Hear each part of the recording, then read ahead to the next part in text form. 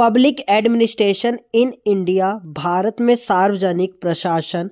अगर आपका ये सब्जेक्ट है तो ये वीडियो आपके लिए ही है। और इस वीडियो में हम मोस्ट इम्पोर्टेंट क्वेश्चन को वन शॉट कवर करेंगे।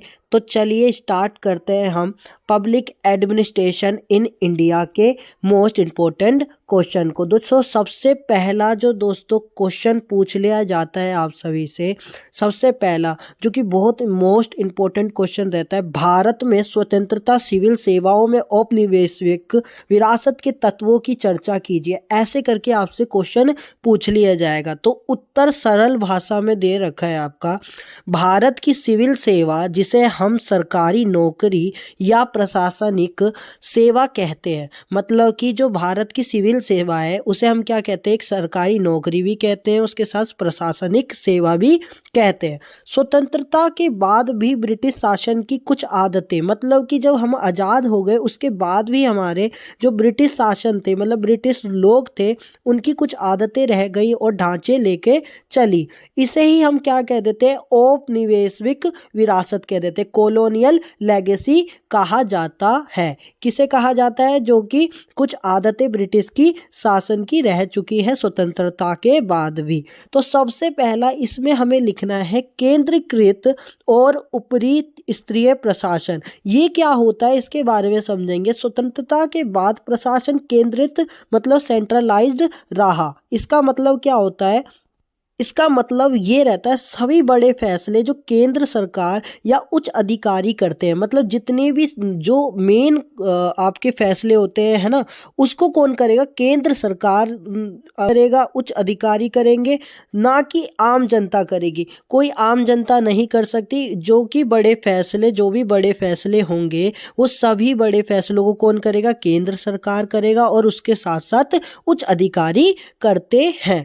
ये तरीके ब्रिटिश काल से आए थे, मतलब कि जो ये वाले तरीके हैं वो कहाँ से आए? ब्रिटिश काल से आए, मतलब ब्रिटिश पीरियड के समय से आए हैं। जब अंग्रेज ने भारत में अपना राज स्थापित करने के लिए सभी शक्तियां ऊपरी अधिकारियों तक सीमित रखी, मतलब कि अंग्रेज ने जब राज किया है हमारे भारत में, तब उन्होंने अपनी सारी शक्तियां, मतलब अपने सारे फैसले किसको दे रखे थे? सारे ऊपरी अधिकारियों को दे रखे थे, सीमित कर रखी थी। दूसरा जो पॉइंट लिखना है आपको इसी में, पदानुक्रम और अनुशासन, मतलब कि जो भारतीय प्रशासनिक सेवाओं में कठोर पदानुक्रम, मतलब हायरार्की जो एक हिसाब से चलती है, हायरार्की, और अनुशासन मतलब डिसिप्लिन अभी मौजूद है। मतलब ये हायरार्की और डिसिप्लिन हमारे भारत में अभी भी मजबूत है और मौजूद है। ठीक है।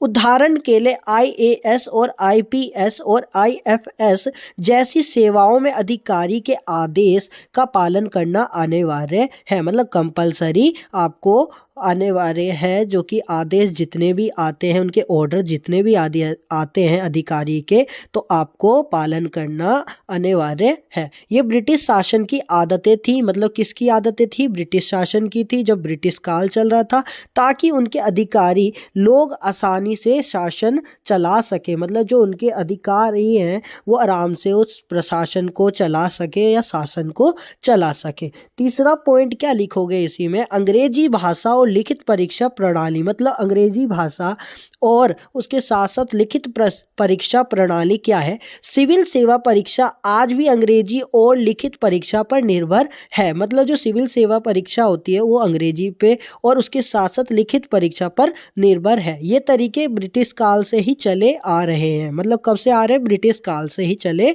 आ रहे हैं। जब अंग्रेज अधिकारियों को अंग्रेजी जानना और लिखित रिपोर्ट देना जरूरी था, मतलब जब अंग्रेजों को अपने अधिकारियों को अंग्रेजी जनाना था और उसके साथ साथ लिखित रिपोर्ट देना जरूरी था, तब आपकी ये चली आ रही थी। चौथा पॉइंट आप लिख सकते हो निरपेक्षता और निष्पक्षता, मतलब कि IAS और अन्य प्रशासनिक सेवाओं में निष्पक्षता और राजनीति से दूरी बनाए रखना जरूरी है, जो कि यह ब्रिटिश समय की विरासत है, मतलब लेगेसी है। और उसके साथ साथ जब सरकारी अधिकारी राजनीतिक दबाव बदलाव से बचकर शासन करते हैं थे, उसे ही हम निरपेक्षता और निष्पक्षता में लिख सकते हैं। पांचवा आप लिखोगे नियम और प्रक्रिया का महत्व क्या है। नियम और प्रक्रिया का महत्व क्या है। आज भी प्रशासन में बड़े कड़े नियम होते हैं, मतलब कि आज भी देखें तो एडमिनिस्ट्रेशन में बहुत सारे रूल्स हैं हमारी, और उसके साथ साथ और प्रक्रिया भी है, मतलब प्रोसीजर का भी पालन होता है आज के समय में भी। जैसे उदाहरण दे रखा है सरकारी फाइलों और फॉर्म का सटीक रिकॉर्ड रखना, ये आपका क्या है, रूल्स और एक प्रोसीजर है आपका। ये ब्रिटिश प्रशासन की रूल बेस्ड प्रणाली से आया है। कहाँ से आया है? रूल बेस्ड प्रणाली से आया, ब्रिटिश प्रशासन के उससे। अब जो है आपको सबसे लास्ट में जो मेन लिखना होता है, जो व्यक्ति छोड़ देता है अपने परीक्षा में, आपको सबसे लास्ट में क्या लिखना है? निष्कर्ष। जब भी आप पूरा आंसर कर लें तो लास्ट में आपको निष्कर्ष लिखना है उस आंसर का, और मैंने वो चीज़ भी आपको प्रोवाइड कर रखी है। अगर आपने इस चैनल को सब्सक्राइब नहीं कर रखा तो प्लीज़ सब्सक्राइब करें और अपने दोस्तों से ये वीडियो शेयर कर दें, जो उनकी भी आराम से मदद हो सके। तो निष्कर्ष क्या निकलता है इस वाले क्वेश्चन का और इसके आंसर का? स्वतंत्रता के बाद भारत ने अपनी प्रशासनिक प्रणाली में बदलाव किए, लेकिन कई ढांचे और तरीके अभी भी ब्रिटिश समय के हैं। मतलब कि जब हम आज़ाद हो गए तो हमने बहुत सारे चेंजेस किए हैं, बहुत सारे ऐसी चीज़ें हैं जो हमने बहुत सारी चेंजेस कर चुके हैं, पर ऐसा नहीं है जो सब कुछ ही चेंज कर दिया, ऐसा नहीं है जो कि हमने सब कुछ चेंज कर दिया। कुछ कुछ चीज़ें अभी भी हम ब्रिटिश समय के जो चीज़ें थी उसके ही तरीके से अभी भी हम चल रहे हैं, और उसे ही हम क्या कह देते हैं? इसे ही हम कहते हैं औपनिवेशिक विरासत, मतलब कि कॉलोनियल लेगेसी। धीरे धीरे सुधार और लोक हित के लिए बदलाव हो रहे हैं, लेकिन केंद्रीकृत और नियम केंद्रित ढांचा अभी भी प्रमुख है, मतलब सेंट्रलाइज अभी भी प्रमुख जरूरी है। अब जो आपसे पूछ लिया जाता है सबसे मेन क्वेश्चन, दूसरा जो क्वेश्चन है आपका, भारत में सिविल सेवाओं से संबंधित प्रमुख संवैधानिक प्रावधानों का विस्तार से वर्णन कीजिए, मतलब प्रोविजन को विस्तार से वर्णन कीजिए। अब देखो उत्तर जो है आपका बहुत सरल भाषा में मैंने आपको दे रखा है, आराम से आप पढ़ सकते हो, और मैं समझा रहा हूँ आपको। इसमें क्या लिखना है आपको? भारत में सिविल सेवाएं यानी सरकारी प्रशासनिक सेवाएं संविधान द्वारा सुनिश्चित की गई हैं। मतलब कि जितनी भी सिविल सेवाएं और सरकारी प्रशासनिक सेवाएं वो किसके द्वारा सुनिश्चित की गई है? संविधान, कॉन्स्टिट्यूशन के द्वारा सुनिश्चित की गई हैं। ये सेवाएं देश के सुचारू और निष्पक्ष प्रशासन के लिए बहुत जरूरी है। संविधान में इन्हें लेकर कई महत्वपूर्ण प्रावधान बना रखे हैं, मतलब दिए गए हैं, प्रोविजन दिए गए हैं। किस में दे रखे हैं? संविधान में दे रखे हैं। अब एक एक करके हम सब प्रावधान या अनुच्छेद को पढ़ेंगे। जो पहला हम संवैधानिक प्रावधान और आर्टिकल्स अनुच्छेद पढ़ रहे हैं, अनुच्छेद 310, जो कि क्या कहता है? भारतीय संघ और राज्य के अधिकारी और कर्मचारी के बारे में। यह अनुच्छेद कहता है कि सभी अधिकारी और कर्मचारी संघ और राज्यों के अधीन होंगे, मतलब कि जो कि सारे अधिकारी हैं, सभी अधिकारी और कर्मचारी संघ और राज्य के अधीन होंगे। मतलब कि जो IAS है या IPS है या IFS जैसी अधिकारी हैं, संघ या राज्य सरकार के अंतर्गत काम करेंगे, मतलब संघ या राज्य सरकार होंगे, उनके ही अंडर ये सब काम करेंगे। अधिकारी अपने नियुक्ति और सेवाओं के नियमों के अनुसार काम करेंगे। दूसरा आपको अनुच्छेद लिखना है, अनुच्छेद 311। ये क्या कहता है? सावधानिक सुरक्षा क्या कहता है आपको? किसी अधिकारी को बिना कारण निकाला नहीं जा सकता। मतलब कोई भी ऐसा व्यक्ति है, अधिकारी है, जो कुछ करता नहीं है तो उसे ऐसे ही नहीं निकाला जाता। उसके लिए क्या करना पड़ेगा? उन्हें हमें नोटिस या सुनवाई के लिए कहना पड़ेगा, या नोटिस एंड हियरिंग का अधिकार है जो कि वो अपना कर सकते हैं। इसका उद्देश्य क्या रहता है? अधिकारियों को निष्पक्ष और स्वतंत्र रूप से काम करने की सुरक्षा देना होता है। अगर ये चीज़ नहीं हुई तो व्यक्ति अच्छे से काम नहीं कर पाएगा और स्वतंत्र नहीं रह पाएगा। तभी आपको इसमें क्या होता है? आराम से आप एक निष्पक्ष और स्वतंत्र रूप से काम करने की सुरक्षा देता है, तभी आप आराम से काम कर सकते हो। अनुच्छेद 312 में क्या कह रखा है? सेवाओं को विस्तार से बता रखा है। सेवाओं का विस्तार, ऑल इंडिया सर्विस के बारे में संसद के पास अधिकार है कि वह कई ऑल इंडिया सर्विस स्थापित कर सके। मतलब जो संसद होते हैं हमारे संसद जो होते हैं उन पे क्या अधिकार है, जो कि वो ऑल इंडिया में कई स्थापित कर सके, ऑल इंडिया सर्विस को स्थापित कर सके। जैसे कि उदाहरण में IAS दे रखा है, IPS जैसी सेवाएं दे रखी है। पर यह अधिकारी राज्य और संघ दोनों में काम कर सकेंगे। जो संघ होता है या राज्य होता है उसमें ये काम कर सकेंगे। कौन? जो ये अधिकारी होंगे। अब जो चौथा है अनुच्छेद 313 ऑल इंडिया सर्विस की अधिकारी का विवरण बता रखा है। यह बताता है कि ऑल इंडिया सर्विस के अधिकारियों को राज्य और केंद्र सरकार के बीच कैसे तैनात किया जाएगा। मतलब राज्य और केंद्र सरकार के बीच में कैसे फैलाया जाएगा। अधिकारी दोनों स्तर पर प्रशासन का काम करते हैं। मतलब दोनों स्तर पे कौन? केंद्र सरकार में भी और राज्य सरकार स्तर पे भी अपने प्रशासन में काम करते हैं जितने भी अधिकारी होते हैं। अनुच्छेद 312, 314, 315 के प्रावधान प्रोविजन, ये कोई अनुच्छेद 312 हमने जो पढ़ा है वो नहीं, उसके प्रावधान के बारे में 314 के प्रावधान और 315 के प्रावधान के बारे में पढ़े तो कंफ्यूज ना हो। इसमें क्या कहता है? संविधान ने राज्य और केंद्र में लोक प्रशासनिक सेवाओं की स्थापना और नियमन का प्रावधान किया। राज्य सेवा आयोग और संघ लोक सेवा आयोग मतलब UPSC के लिए आधार तैयार किए गए हैं। ये आपके 312, 314 और 315 के प्रावधान प्रोविजन में कहा गया है। अब जो आपको दूसरा पॉइंट लिखना है, संवैधानिक संस्थाएं मतलब कॉन्स्टिट्यूशनल बॉडीज के बारे में। जो पहला आप लिखोगे संघ लोक सेवा आयोग मतलब UPSC, अनुच्छेद 315 से लेकर 323 तक। उसमें आपको क्या लिखना है? UPSC अधिकारियों की भर्ती और परीक्षा का काम करता है। क्या करता है UPSC? क्या करता है? सारे अधिकारियों की भर्ती के लिए काम करता है और उनकी परीक्षा का काम करता है। ये सुनिश्चित क्या करता है? ये सुनिश्चित करता है कि सिविल सेवा निष्पक्ष और योग्य उम्मीदवारों को मिले। मतलब ऐसा व्यक्ति जो योग्य हो उसी को ये पद मिले। उसके साथ साथ आपको क्या लिखना है? राज्य लोक सेवा मतलब कि स्टेट PCS के बारे में लिखना है। राज्य स्तर पर राज्य सरकारी सेवाओं की भर्ती करती है, उसे ही हम क्या कह देते हैं? राज्य लोक सेवा आयोग कहते हैं। ये संघ लोक सेवा आयोग से अलग काम करती है। ये जो संघ होती है, ये ऑर्गेनाइजेशन क्या करती है? ये ऑर्गेनाइजेशन ये करती है जो लोक सेवा आयोग से अलग काम करती है। ठीक है। तीसरा आप लिखोगे इसी पॉइंट में सिविल सेवा में सामान्य नियम निष्पक्षता, अधिकारी राजनीति से स्वतंत्र होते हैं।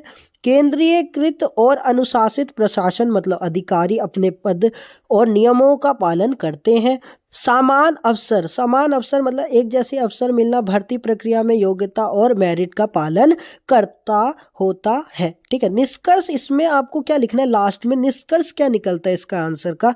संविधान ने सिविल सेवाओं को सुरक्षा, स्वतंत्रता और पारदर्शिता और देने के लिए प्रावधान किए हैं। इससे अधिकारी कानून के तहत निष्पक्ष प्रशासन कर सकते हैं। उसके साथ साथ UPSC और PCS जैसी संस्थाएं इसे व्यवस्था को सुसंगठित और पारदर्शी बनाती है। ये आपका पूरा इस क्वेश्चन में आपको लिखना है। तीसरा क्वेश्चन जो बहुत ज़्यादा इम्पोर्टेंट जो आपके बार बार पूछ लिया जाता है, क्या पूछा जाता है? लोकतांत्रिक केंद्रीयकरण के विशेष संदर्भ में भारत में पंचायती राज संस्थाओं की कार्य प्रणाली का आलोचनात्मक परीक्षण कीजिए। ऐसा आपसे क्वेश्चन पूछ लिया जाएगा तो आप क्या लिखोगे? एकदम सरल भाषा में क्या लिखोगे? जो व्यक्ति जो पेपर चेक करने वाला होगा पूरे नंबर दे तो आपको क्या लिखना है? सबसे पहले लिखना भारत में लोकतांत्रिक विकेंद्रीयकरण मतलब डेमोक्रेटिक डिसेंट्रलाइजेशन का मुख्य क्या उद्देश्य रहता है? मुख्य उद्देश्य यह है कि सत्ता सिर्फ केंद्र या राज्य सरकार तक सीमित ना रहे। मतलब कि जो सेंट्रल गवर्नमेंट है या स्टेट गवर्नमेंट तक उधर ही तक लिमिट नहीं रहे इनकी, कहाँ तक रहे, बल्कि गांव और स्थानीय स्तर पर जनता अपने मुद्दों का निर्णय खुद कर सके। ये मतलब कि कहना चाहते हैं ये सिर्फ स्टेट और सेंट्रल तक ना रहे हैं हमारा, ये गांव तक ऐसा हो जो कि गांव में भी सब लोग अपना मुद्दा रख सके और उस पर निर्णय कर सके, अपना फैसला रख सके। इस दिशा में पंचायती राज संस्थाएं सबसे महत्वपूर्ण माध्यम होती है। मतलब इस चीज़ों को देख के हम क्या समझते हैं, जो पंचायती राज संस्थाएं इस चीज़ के लिए बहुत ज़्यादा महत्वपूर्ण माध्यम रहती है, जो हम अपनी बात रख सके और हमारा जो है निर्णय उसमें खुद ले सकेंगे और अपने मुद्दों को रख सकेंगे। तो सबसे पहले हम पढ़ेंगे, इसी में क्या लिखेंगे हम, पंचायती राज संस्थाओं की भूमिका क्या रहती है। स्थानीय शासन का मूल आधार मतलब कि गांव, ब्लॉक और जिला स्तर पर प्रशासन शासन करना।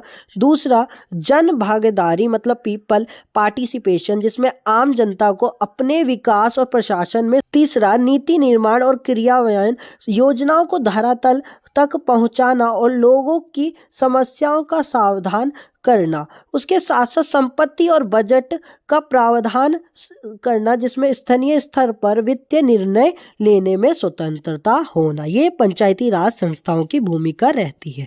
दूसरा, कार्य प्रणाली के सकारात्मक पहलू मतलब कि एक पॉजिटिव पहलू क्या है, लोकतांत्रिक सहभागिता मतलब डेमोक्रेटिक पार्टिसिपेशन। गांव के लोग अपने प्रतिनिधियों का चुनाव करते हैं, अपने प्रतिनिधियों जो पार्टिसिपेट होते हैं उनको चुनाव करते हैं। उसके साथ साथ लोगों की राय और सुझाव योजनाओं में शामिल होते हैं। स्थानीय समस्याओं का त्वरित सावधान मतलब जल, सड़क, शिक्षा, स्वास्थ्य जैसी समस्या स्थानीय स्तर पर जल्दी हल होती है इसके द्वारा। इसके साथ साथ अधिकारियों और जनता के बीच नज़दीकी बढ़ती है। अधिकारी सीधे जनता के सामने जवाबदेह होते हैं, मतलब सब अपनी बात रख सकते हैं। भ्रष्टाचार और निर्णय लेने में देरी कम होती है या कम कर देते हैं। फिर क्या लिखोगे आप, कार्य प्रणाली में आलोचनात्मक मतलब नेगेटिव पहलू क्या है, राजनीतिक दबाव और बाहरी हस्तक्षेप ये रहती है, जिसमें कई बार राज्य और राजनीतिक दल स्थानीय निर्णय में हस्तक्षेप करते हैं। उसके साथ साथ क्या करते हैं, अपर्याप्त वित्तीय संसाधन मतलब कि पंचायतों के पास पर्याप्त बजट और आर्थिक स्वतंत्रता नहीं होती है। फिर उसके साथ तीसरा क्या है, देखो, अल्प शिक्षित और अनुभवनीय प्रतिनिधि जो कि पढ़े लिखे भी नहीं होते, वो भी आपको समझाने बैठते हैं और अपने नीति नियम निकाल देते हैं। वही लिखा है, कई बार निर्वाचित प्रतिनिधि नीतियों और नियमों की पूरी तरह समझ नहीं पाते, जिससे योजना क्रियान्वयन प्रभावित होता है।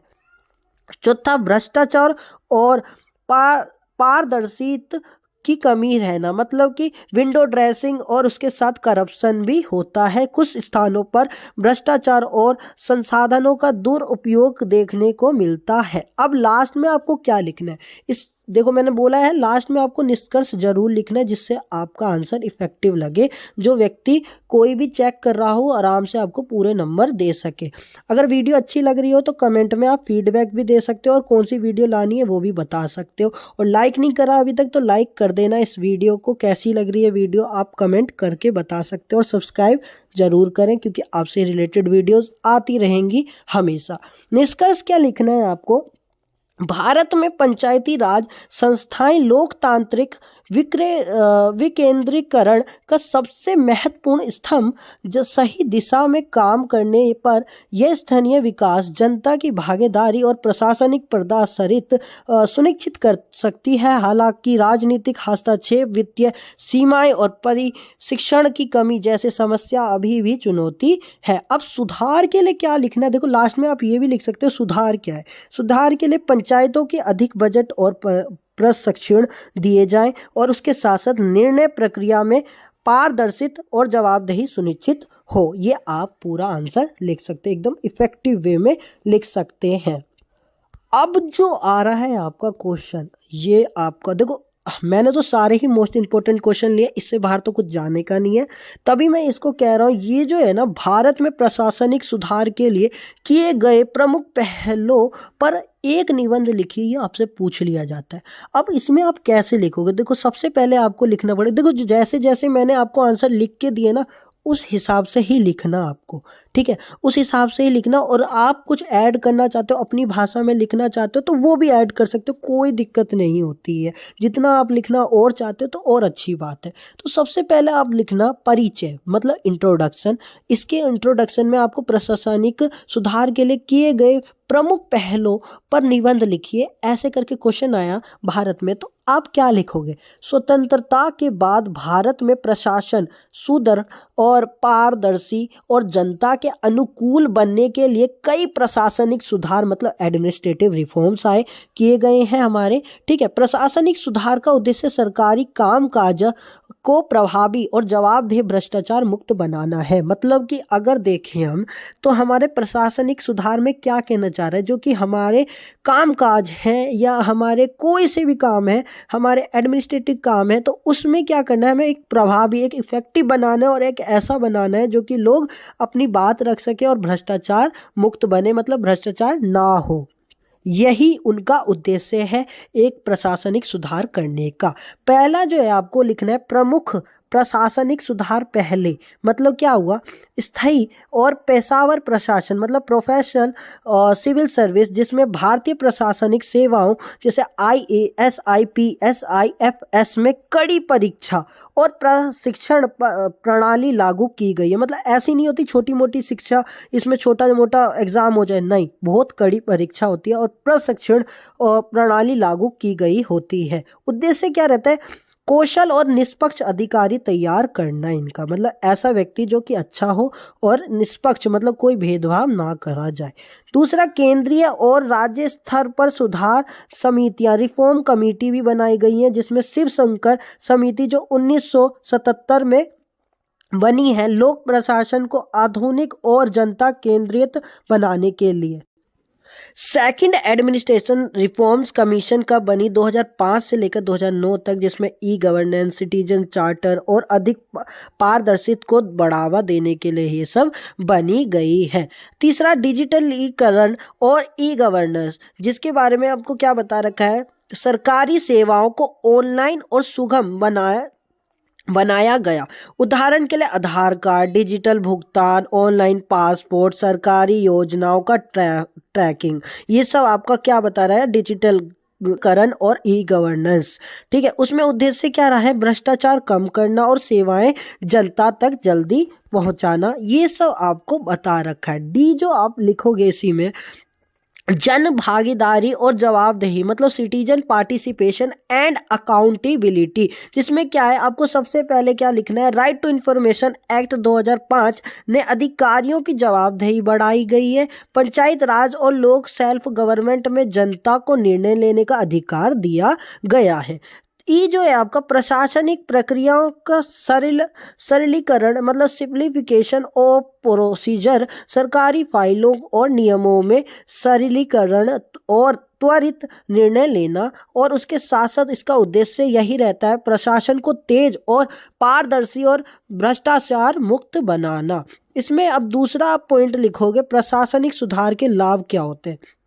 सरकारी सेवाएं तेज और सुलभ हुई, अधिकारी और जनता के बीच विश्वास और पारदर्शी बढ़ी।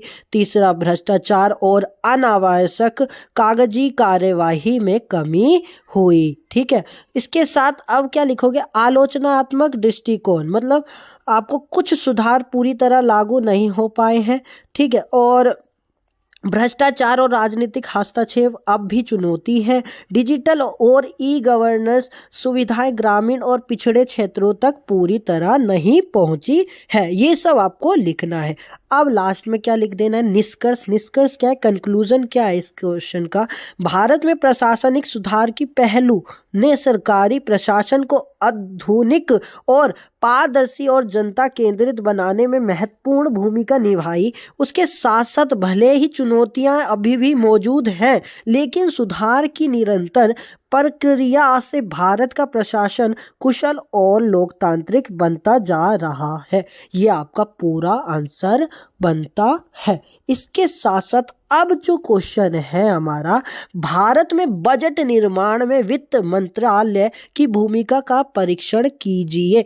ये आपका बजट से रिलेटेड आपका क्वेश्चन इस वाले सब्जेक्ट में पूछ लिया जाता है। देखो, एक ऐसा क्वेश्चन नहीं है जो आपका पूछा नहीं गया है पेपरों में, सारा पेपर ओरिएंटेड क्वेश्चन है, तो इससे बाहर कुछ नहीं जाएगा। और आपने अगर चैनल को सब्सक्राइब नहीं किया तो प्लीज़ सब्सक्राइब कर ले और आपसे ही रिलेटेड वीडियोस आती रहेंगी। लाइक नहीं किया तो लाइक करें, कमेंट में अब अभी तक आपने नहीं लिखा, देखो जो मैं चीज़ें पॉइंट में लिख रहा हूँ आप कमेंट में लिखोगे तो और अच्छी बात है, जिससे याद रहेगा एक एक पॉइंट को, तो सभी लिखेंगे उस चीज़ों को। तो हमारा क्वेश्चन क्या था, भारत में बजट निर्माण में वित्त मंत्रालय की भूमिका का परीक्षण कीजिए। तो आप क्या लिखोगे, आपको लिखना है भारत में बजट वह योजना जिसमें सरकार अगले वर्ष के लिए राजस्व, इनकम और व्यय एक्सपेंडिचर का विवरण प्रस्तुत करती है। बजट तैयार करने और लागू करने में वित्त मंत्री मतलब मिनिस्ट्री ऑफ फाइनेंस की भूमिका सबसे महत्वपूर्ण होती है। जिसमें से अब देखेंगे हम अपना वित्त मंत्रालय की भूमिका क्या रहती है। वित्त मंत्रालय की भूमिका क्या रहती है, बजट की तैयारी करते हैं पहले, बजट प्रिपरेशन। कुछ भी चीज़ें करते हैं तो हम पहले उसकी तैयारी तो करते ही हैं। ऐसी जब हम वित्त मंत्रालय की भूमिका देखेंगे तो बजट की तैयारी करेंगे वो, जिसमें वित्त मंत्रालय केंद्र सरकार की सभी मंत्रालयों और भी भागों से खर्चा और योजनाओं का विवरण एकत्र करता है। उसके साथ साथ ये तय करता है कि कितना पैसा कहाँ खर्च होगा और कितनी आय आएगी। दूसरा, योजना बनाते हैं। योजना और व्यय का सामान्य मतलब कोऑर्डिनेशन और ऑफ एक्सपेंडिचर, विभिन्न मंत्रालयों के वित्तीय प्रस्तावनों का मूल्यांकन और प्राथमिकता तय करना, जिसमें उद्देश्य क्या रहता है, संसाधनों का न्याय संगत और प्रभावी उपयोग करना। तीसरा क्या है, कर नीति और राजस्व प्रबंधन मतलब रेवेन्यू एंड टैक्स पॉलिसी, वित्त मंत्रालय करों, शुल्कों और अन्य राजस्व साधनों की नीति बनाता। उदाहरण के income tax, GST, excise duty आदि। संसद में बजट प्रस्तुत करना मतलब प्रेजेंटेशन इन पार्लियामेंट। आपका हर साल फाइनेंस मिनिस्टर बजट को संसद में पेश करता है। इसमें सरकार के वित्तीय लक्ष्यों और योजना का विवरण होता है। अब मैं आपसे एक क्वेश्चन पूछने वाला हूँ, अभी के समय पे वित्त मंत्री कौन है, आप कमेंट में लिखेंगे। इसी के साथ साथ आपको ये भी पता होना चाहिए जो अभी करंटली कौन वित्त मंत्री है। देखो, आर्थिक नीतियों का मार्गदर्शन मतलब पॉलिसी गाइडेंस, वो भी देखना बनेगा आपका। तो वित्त मंत्रालय देश के आर्थिक नीतियों और विकास योजनाओं का मार्गदर्शन करता है। उदाहरण के लिए महंगाई नियंत्रण, विकास परियोजना का वित्तीय प्रबंधन। फिर दूसरा आपको क्या लिखना है, आलोचनात्मक परीक्षण, क्रिटिकल एवोल्यूशन, सकारात्मक पहलू जिसमें स्ट्रेंथ बता रखी। बजट का सुसंगठित और केंद्रीकृत प्रबंधन सुनिश्चित करता है। वित्त मंत्रालय संसाधनों का प्रभावी वितरण और आर्थिक स्थिरता में योगदान देता है। कर नीति और व्यय के माध्यम से सामान विकास और आर्थिक सुधार संभव होता है। उसके साथ साथ नकारात्मक मतलब वीकनेस पहलू ये बता रखा है। बजट प्रक्रिया कभी कभी राजनीतिक दबाव या समय सीमा के कारण अधूरी रह जाती है। उसके साथ साथ निर्णय केंद्रित और तकनीकी विशेषताएं पर निर्भर होने के कारण आम जनता तक प्रभावी जानकारी नहीं पहुंच पाती है। योजना बनाते समय स्थानीय स्तर की प्राथमिकताओं को हमेशा पर्याप्त महत्व नहीं दिया जाता है। अब इस क्वेश्चन का जो कंक्लूजन है, निष्कर्ष है, वो क्या है, यह है भारत में देखो, भारत में वित्त मंत्रालय बजट निर्माण की रीढ़ है। उसके साथ यह सुनिश्चित करता है कि सरकार के सभी विभागों को के लिए संसाधनों का सही वितरण और आर्थिक योजना हो। हालांकि प्रक्रिया में पारदर्शिता और जनता की भागीदारी बढ़ाने की ज़रूरत है। ये भी आप लिखोगे तो और अच्छा लगेगा सब क्वेश्चन में। उसके साथ स्थायी और राजनीतिक कार्यपालिका के बीच अंतर स्पष्ट कीजिए, बहुत ज़्यादा इंपॉर्टेंट है। ये आपसे पूछ लिया जाता है इन दोनों में जो कि डिफरेंस क्या है, अंतर क्या है, ये पूछा जाएगा। तो आप लिखोगे भारत में प्रशासन को चलाने वाली कार्यपालिका जो कि दो है हम पे, स्थायी कार्यपालिका जिसे परमानेंट एग्जीक्यूटिव सिविल सर्विस, या हम कह सकते हैं राजनीतिक कार्यपालिका पॉलिटिकल एग्जीक्यूटिव मिनिस्टर भी कह सकते हैं।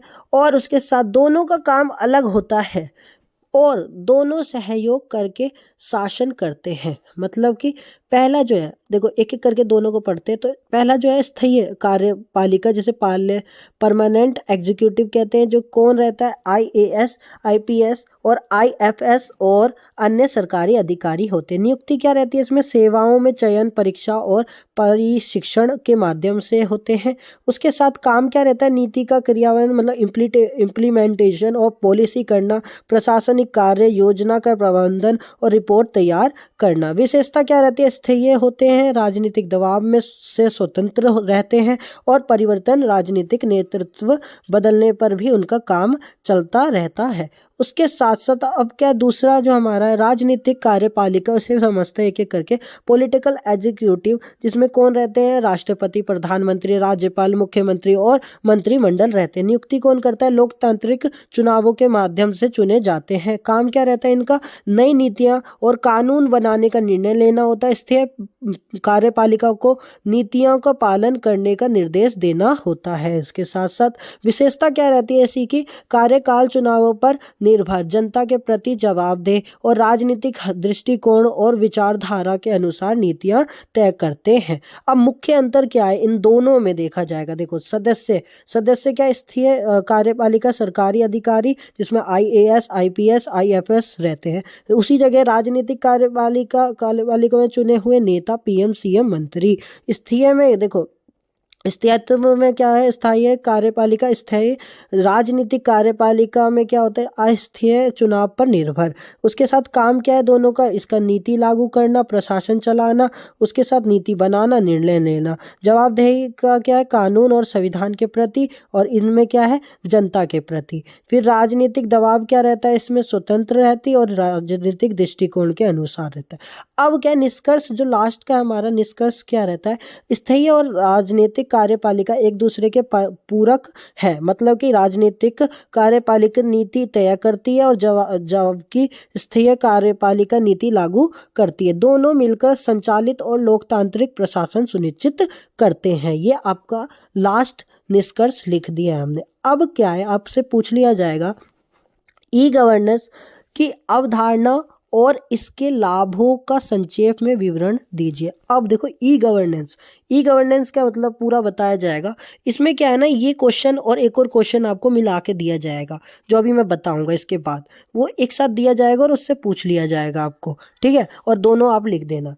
तो आपको सबसे पहले क्या लिखना है, ई गवर्नेंस का मतलब है सूचना और संचार तकनीकी, आईसीटी का उपयोग करके सरकार की सेवाओं और प्रशासन को जनता तक पहुंचाना होता है।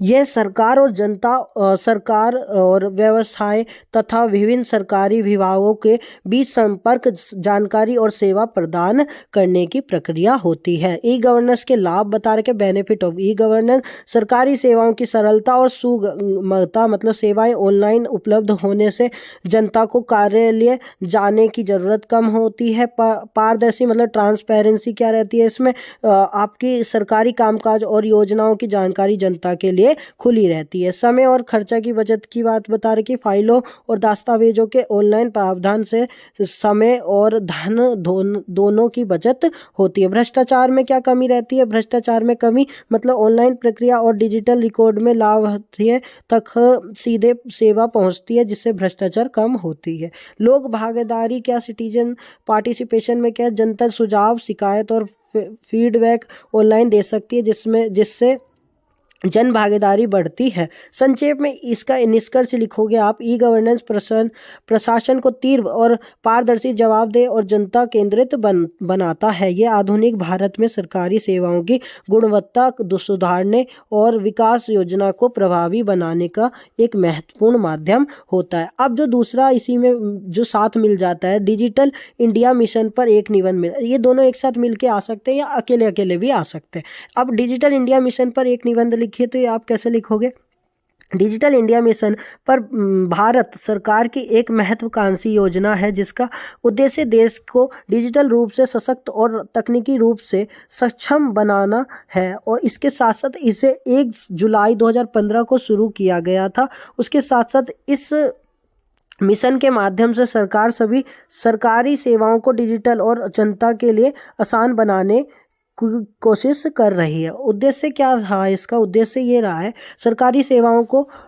डिजिटल उपलब्ध कराना, ताकि जनता को कार्यालयों में कम जाना पड़े। उसके साथ इंटरनेट और तकनीकी से सुविधाएं गांव और दूर दराज के क्षेत्रों तक पहुंचना, ई गवर्नेंस के माध्यम से पारदर्शी और जवाबदेही बढ़ना, डिजिटल साक्षरता मतलब डिजिटल लिटरेसी बढ़ाना और हर नागरिक को तकनीकी रूप से सक्षम बनाना। दूसरा क्या है? मुख्य घटक मतलब की कंपोनेंट ई गवर्नेंस के क्या? सरकारी योजना और सेवाओं को ऑनलाइन उपलब्ध करना। उदाहरण के लिए डिजिटल भुगतान, ऑनलाइन पासपोर्ट, आधार कार्ड दे रखे।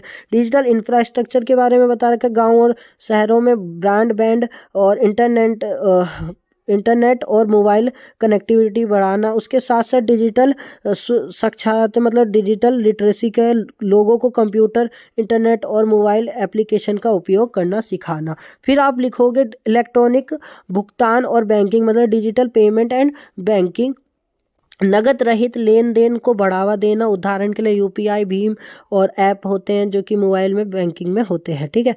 उसके साथ ई स्वास्थ्य, ई शिक्षा और ई कृषि मतलब ई इलेक्ट्रॉनिक है। स्वास्थ्य, शिक्षा और कृषि सेवाओं से को डिजिटल माध्यम से उपलब्ध करना। लाभ क्या रहे हैं इसके? सरकारी सेवा तेज, सुलभ और पारदर्शी हुए हैं। भ्रष्टाचार में कमी हुई है क्योंकि ऑनलाइन लेन देन और सेवाओं से सुविधा सीधे लोगों तक पहुंचती है। लोगों की डिजिटल साक्षरता बढ़ी है, तकनीकी उपयोग में महारत रही आई है। ग्रामीण और शहरी क्षेत्रों में समान अवसर सुनिश्चित हुए हैं। समय और लागत की बचत हुई है क्योंकि लोग अब ऑनलाइन सेवाओं का लाभ ले सकते हैं। निष्कर्ष लास्ट में आपको लिखना है, डिजिटल इंडिया मिशन ने भारत को डिजिटल युग में आगे बढ़ने और आधुनिक तकनीक से जुड़ने में महत्वपूर्ण भूमिका निभाई है। ये योजना प्रशासन को सुगम और पारदर्शी और जनता केंद्रित बनाने के साथ साथ भारत को वैश्विक डिजिटल प्लेटफॉर्म पर सशक्त बनाती है। अब जो क्वेश्चन आपसे पूछ लिया जाएगा, प्रशासन में नैतिकता के महत्व पर निबंध लिखिए, तो आप क्या लिखोगे? प्रशासन में नैतिकता मतलब एथिक्स इन एडमिनिस्ट्रेशन का मतलब क्या है कि सरकारी अधिकारी अपने काम में ईमानदारी, पारदर्शिता और समाज के हित को हमेशा प्राथमिकता दे। उसके साथ एक लोकतांत्रिक देश में का उद्देश्य नागरिकों की सेवा और समाज के विकास को सुनिश्चित करना होता है। इस उद्देश्य की प्राप्ति के लिए नैतिकता अत्यंत आवश्यक होता है। प्रशासन में नैतिकता के महत्व के बारे में, पारदर्शी और जवाबदेही जो हम तब से बात कर रहे हैं, एक ट्रांसपेरेंसी और जवाबदेही, अधिकारी जनता के प्रति जवाबदेह होता है। नैतिक प्रशासन से सरकारी कामकाज खुले और स्पष्ट रहते हैं। भ्रष्टाचार और अनियमितता कम होती है। जनता का विश्वास और संतोष रहना, यदि प्रशासन नैतिकता पर आधारित हो, लोग तो सरकारी सेवाओं पर भरोसा करते हैं। इससे लोकतंत्र मजबूत होता है और सरकारी योजना सफल होती है। फिर न्याय और समानता सुनिश्चित करना, निर्णय में न्याय लाना, निष्पक्ष बनाना रखना होता है। सभी नागरिकों को समान अवसर देना और अधिकार मिलता है। भ्रष्टाचार दुरुपयोग से बचाव करना मतलब भ्रष्टाचार नहीं होगा और स्वार्थ के हिसाब से अधिकारी काम नहीं करेंगे, भ्रष्ट नहीं होगा। उसके साथ प्रशासनिक क्षमता और कार्य कुशलता बढ़ाना, जो कि हमारे नैतिक अधिकारियों में सच्चाई और ईमानदारी से कारण प्रशासन अधिक प्रभावी और कुशल बनता है। निष्कर्ष क्या है लास्ट में हमारा, जो कि प्रशासन में नैतिकता केवल नियमों का पालन करना नहीं है, बल्कि यह अधिकारी के चित्र है, जिम्मेदारी और समाज के प्रति कर्तव्य को भी दर्शाती है। और उसके साथ साथ एक नैतिकता प्रशासन से लोकतंत्र मजबूत और सरकारी योजना सफल और समाज में विश्वास कायम रहता है। इसलिए प्रशासन में नैतिकता का पालन हर स्तर पर अनिवार्य अत्यंत महत्वपूर्ण है। क्वेश्चन पूछेंगे आपसे, देखो क्या पूछेंगे। अब आपको पूछा जाएगा भारत के बजट की प्रक्रिया पर एक निबंध लिखिए। देखो बजट के बारे में हमने अभी इससे पहले भी बात करी थी, तो अब इसमें क्या है, बजट की प्रक्रिया प्रोसेस के बारे में बात करिए। तो पहले आप सबसे पहले लिखना परिचय। परिचय क्या है? भारत में बजट सरकार का एक महत्वपूर्ण दस्तावेज है जिसमें आने वाले वित्तीय वर्ष के लिए आय, रेवेन्यू और व्यय एक्सपेंडिचर का पूरा विवरण होता है, जिसके साथ बजट के माध्यम से सरकार अपनी आर्थिक नीतियों या विकास योजना को प्राथमिकता जनता को और संसद के सामने प्रस्तुत करती है। भारत में बजट की प्रक्रिया एक सावधानिक और व्यवस्थित प्रक्रिया है। भारत बजट की अवधारणा और महत्व के बारे में बता रखा है। बजट सरकार की आर्थिक योजना होती है। यह बताता है कि सरकार कितनी आय प्राप्त और करेगी और किन किन क्षेत्रों में खर्च करेगी। बजट के माध्यम से विकास, सामाजिक न्याय और आर्थिक स्थिरता और सुनिश्चित किया जाता है। भारत में बजट की प्रक्रिया मतलब budgetary process in India, Bharat में बजट प्रक्रिया की मुख्य रूप से 5 चरणों में समझा जा सकता है हम। ठीक है, जैसे बजट की तैयारी, प्रिपरेशन ऑफ बजट मतलब बजट की तैयारी कार्य वित्त मंत्रालय द्वारा किया जाता है। सभी मंत्रालय और विभाग अपने अपने खर्च के अनुमान एस्टीमेट वित्त मंत्रालय को भेजता है। वित्त मंत्रालय इन प्रस्तावों का अध्ययन करता है और राष्ट्रीय प्राथमिकताओं के अनुसार संशोधन करता है। इस चरणों में राजस्व और कर नीति, सब्सिडी और विकास योजनाओं पर चर्चा करता है और विचार करता है। बजट का संसद में प्रस्तुतिकरण, प्रेजेंटेशन ऑफ आपका बजट, जो भारत में बजट हर साल हर 1 फरवरी को संसद में प्रस्तुत किया जाता है। वित्त मंत्री लोकसभा में बजट भाषण देता है। बजट में 2 भाग होते हैं, जैसे राजस्व बजट और पूंजी बजट। तीसरा क्वेश्चन जो तीसरा लिखोगे आप, बजट पर सामान्य चर्चा, जनरल डिस्कशन। बजट प्रस्तुत होने के बाद संसद में उस पर सामान्य चर्चा होती है। सदस्य बजट की नीतियों का प्रस्तावों पर और खर्चा योजना पर अपनी राय रखते हैं। इस चरणों में बजट पर मतदान नहीं होता। चौथा आप लिखोगे, अनुदान मांगों पर मतदान, voting on demand for grants. प्रत्येक मंत्रालय की अनुदान मांगों पर चर्चा होती है। लोकसभा में इन मांगों पर मतदान किया जाता है। इस चरण में सांसद को यह अधिकार होता है कि वह खर्च में कटौती या संशोधन कर सके। 5वां क्या रहता है, विनियोग विधेयक, एप्रोप्रिएशन एंड फाइनेंशियल बिल जो होते हैं आपके, पढ़ सकते हैं आप। छठा क्या लिख सकते हो आप, छठा लिख सकते हो, भारत में बजट जो है आपका, बजट के क्रियान्वयन और लेखा परीक्षा मतलब एग्जीक्यूशन एंड ऑडिट। बजट लागू होने के बाद संबंधित मंत्रालय व्यय करता है, जिसमें नियंत्रण एवं महालेखा परीक्षक कैग सरकारी खर्च की जांच और लेखा परीक्षा करता है। इससे सरकारी खर्चे जवाबदेही और पारदर्शी बनी रहती है। बजट प्रक्रिया का महत्व क्या रहता है, संशोधन को नियोजित और न्याय संगत वितरण करना, सरकार की आर्थिक नीतियों का प्रभावी क्रियान्वयन करना, उसके साथ साथ सांसद और जनता के प्रति सरकार की जवाबदेही सुनिश्चित होती है। निष्कर्ष क्या निकलता है आपका, देखो, भारत में बजट की प्रक्रिया एक लोकतांत्रिक, पारदर्शी और सावधानिक प्रक्रिया है। यह सरकार को देश आर्थिक विकास, समाजीकरण, कल्याण और प्रशासनिक स्तर की दिशा तय करने में सहायता करती है। इस प्रकार बजट न केवल एक वित्तीय दस्तावेज है, बल्कि देश के समग्र विकास का आधार भी होती है। अब ये भी आपका बजट से ही रिलेटेड क्वेश्चन है आपका, देखो बहुत इंपॉर्टेंट, ये भी ज़्यादा क्वेश्चन रहता है। भारत में बजट बनने की प्रक्रिया में विभिन्न अभिनेताओं को भूमिका से परीक्षा कीजिए। अब देखो एक्टरों की बातें में कर रखी है, जिसमें केवल वित्त मंत्री द्वारा तैयार किया गया एक साधारण दस्तावेज नहीं होता, बल्कि यह एक कई सावधानिक और राजनीतिक और प्रशासनिक अभिनेताओं एक्टर की सहभागिता का परिणाम होता है, जिसमें बजट निर्माण की प्रक्रिया में कार्यपालिका, विधायिका और प्रशासनिक विभाग और सावधानिक संस्थाएं मिलकर भूमिका निभाती हैं। इन सभी अभिनेताओं की भूमिका परीक्षण करना आवश्यक है, ताकि बजट प्रक्रिया और लोकतांत्रिक पारदर्शी प्रकृति समझी जा सके। देखो role of ministry of finance, जो बजट निर्माण वित्त मंत्रालय सबसे केंद्रीय और प्रमुख अभिनेता होता है, जो कि ये सभी मंत्रालयों और विभागों को से व्यय अनुमान प्राप्त करता है, राजस्व जुटाने, कर नीति तय करने और खर्च की प्राथमिकताएं निर्धारित करने का कार्य करता है। बजट का अंतिम प्रारूप तैयार कर संसद में प्रस्तुत करता है। परीक्षण क्या रहता है इसका, आप पढ़ सकते हैं। उसके साथ साथ अन्य मंत्रालयों और विभागों की भूमिका, लाइन मिनिस्टर एंड अपने अपने क्षेत्र, शिक्षा जैसे स्वास्थ्य, रक्षा आदि में अपनी मांगे रखते हैं, अनुदान रखते हैं, आवश्यकताओं के हिसाब से, अपनी विकास की आवश्यकताओं के हिसाब से बजट रखते हैं। और फिर तीसरा क्या है, प्रधानमंत्री और मंत्रिमंडल की भूमिका क्या क्या रहती है, वो चीज़ें आपको परीक्षण के साथ साथ मिल चुकी है, आप एक एक करके पढ़ सकते हैं उसको। चौथा आपको बताया जाता है सांसद की भूमिका, रोल ऑफ पार्लियामेंट की भी, उसमें भी आपको परीक्षण दे रखा है, आप आराम से पढ़ सकते हैं। उसके साथ साथ देखो टाइम आप पे कम है, लिमिटेड है, उस हिसाब से मैं बस टॉपिक बता दे रहा हूँ जिससे आप आराम से पढ़ सको।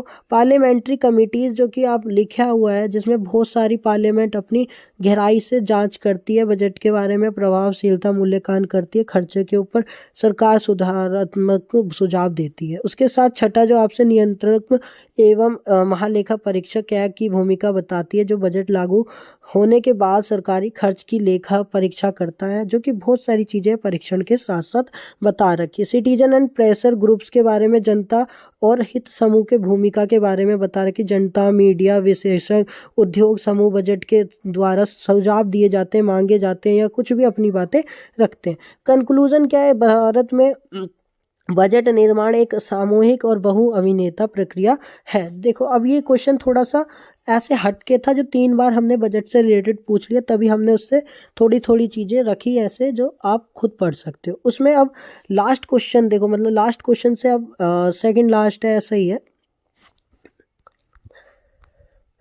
अब जो एक क्वेश्चन है आपका, ग्रामीण भारत में बेरोजगारी को दूर करने में MGNRGE का ने मुख्य भूमिका निभाई है, व्याख्या कीजिए, ऐसे करके क्वेश्चन पूछा जाएगा। तो परीक्षा में परिचय देना पड़ेगा आपको। इंट्रोडक्शन, ग्रामीण भारत में बेरोजगारी एक गंभीर समस्या है, आपको पता ही है, जो कि गरीब, मौसमी रोजगार और गरीब के कारण होती है। एक समस्या को दूर करने के उद्देश्य से भारत सरकार ने वर्ष 2005 में महात्मा गांधी राष्ट्रीय ग्रामीण रोजगार गारंटी अधिनियम लाए थे, लागू किया था। किसने? महात्मा गांधी ने।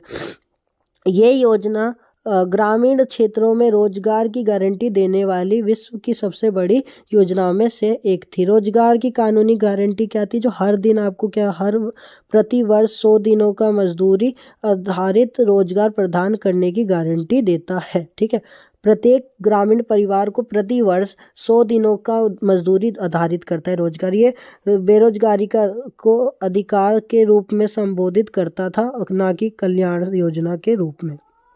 प्रभाव क्या रहे? जो ग्रामीण परिवारों को न्यूनतम रोजगार सुरक्षा मिली, जिससे बेरोजगारी और अस्थिर आय में कमी आई। मौसमी मतलब जो कि मौसम के हिसाब से बेरोजगारी में होती है। कृषि क्षेत्र में एक वर्षों कुछ महीनों में रोजगार उपलब्ध होता है। उसमें MGNREGA ने कृषि और के ऑफ सीजन में रोजगार प्रदान कर मौसमी बेरोजगारी को कम किया। ठीक है, तीसरा स्थानीय स्तर पर रोजगार सृजन किया। उसके साथ साथ आपका आय में वृद्धि और गरीबों में कमी लाना, उसके बारे में बात किया। महिला और कमजोर वर्गों के सशक्तिकरण के बारे में बात किया। ग्रामीण परिसंपत्ति का निर्माण किया। आलोचनात्मक दृष्टिकोण को भी देखा गया, लिमिटेशन क्या क्या रही इन सब चीज़ों की। निष्कर्ष क्या लगता है? MGNREGA का ग्रामीण भारत में बेरोजगारी को कम करने में निर्णयात्मक भूमिका निभाई है। इस योजना ने न केवल रोजगार उपलब्ध कराए, बल्कि आय सुरक्षा, सामाजिक सशक्तिकरण और ग्रामीण विकास को भी बढ़ाया है। हालांकि कुछ समस्या मौजूद है, फिर भी यह योजना ग्रामीण बेरोजगारी से लड़ने का सबसे प्रभावी साधन रहा है। अब सूचना का अधिकार लोक शिकायत निवारण का एक प्रभावी साधन है, विश्लेषण कीजिए। जो लास्ट क्वेश्चन है आपका, जो कि पूछा जाएगा आपसे, तो लोक परीक्षा इसमें क्या बताना है? लोकतांत्रिक शासन व्यवस्था में जन संतोष, पारदर्शी और जवाबदेही अत्यंत आवश्यक तत्व है। जो भारत में प्रशासनिक तंत्र के विरुद्ध नागरिकों को शिकायत प्राय भ्रष्टाचार, विलंब, पक्षपात और सूचना के अभाव से उत्पन्न होती है। अब एक एक करके हम RTI के सबको पढ़ेंगे, जिसमें आप पढ़ सकते हो। पहला है पारदर्शिता के माध्यम से शिकायतों को रोकथाम। दूसरा, प्रशासनिक जवाबदेही सुनिश्चित करना। उसके साथ साथ आपको भ्रष्टाचार के विरुद्ध प्रभावी हथियार बताने। नागरिक सशक्तिकरण और जागरूकता, आप पढ़ सकते हैं एक एक करके, मैंने आपको टॉपिक का मेन हेडिंग बता रहा हूँ। लोक शिकायत निवारण संस्थाओं को मजबूत करना। फिर आपका जो है प्रशासनिक विलंब पर नियंत्रण। फिर उसके साथ सीमाएं और आलोचना। निष्कर्ष जो है आप पढ़ सकते। आपका जो है ना, ये क्वेश्चन जो मैं बता रहा हूँ, ये सारे आपसे एक तो एक इसमें से पूछ लिया जाएगा, इसमें से टिप्पणी करने के लिए 2 आते हैं। अब यहीं आपके सिर्फ इतने ही हैं, इनमें से 2 कोई सा आ जाएगा, तो सबको एक-एक करके आप पढ़ सकते हैं आराम से, ठीक है। तो मैं एक-एक करके क्वेश्चन बता देता हूँ। शिक्षा का अधिकार, कैबिनेट सचिवालय, शून्य आधारित बजट, राष्ट्रीय स्वास्थ्य मिशन, जीरो बेस बजटिंग और सिटीजन चार्टर और जर्नलिस्ट बनाम स्पेशलिस्ट, एक एक करके आप पढ़ सकते हो। देखो सारे मैंने पीपीटी पे दे रखे हैं, तो सारा आप पढ़ सकते हो, जितना भी मैंने दिया है आराम से पढ़ सकते हो। टाइम आप पे कम है तो आप रीड कर सकते हो, ठीक है। मैं इस वजह से आपको दे रहा हूँ, एक एक चीज़ आप पढ़ सकते हो। इसी के साथ जो है हमारा सारा आपका ख़त्म हो गया। मोस्ट इंपॉर्टेंट क्वेश्चन हमने सारा कवर कर लिया। Thank you everyone. अगली वीडियो में हम फिर मिलते हैं, तब तक के लिए बने रहना। और सब्सक्राइब नहीं किया तो प्लीज़ सब्सक्राइब कर लें, और शेयर नहीं करा तो शेयर कर देना, और लाइक भी ज़रूर इस वीडियो को करना। आपके लिए इतनी मेहनत से मैंने सारे क्वेश्चन इकट्ठे करके लाया हूँ, और इससे बाहर कुछ जाएगा नहीं। तो आप कमेंट में फीडबैक भी दे सकते हैं जब पेपर हो जाए, और इससे पहले भी दे सकते हैं जो कि अच्छी लगी या नहीं लगी आपको वीडियो। तो आपके फीडबैक से बहुत कुछ होगा, इंक्रीमेंट होगी, और ये पता चलेगा जो हमने क्या करा है नहीं करा है। धन्यवाद।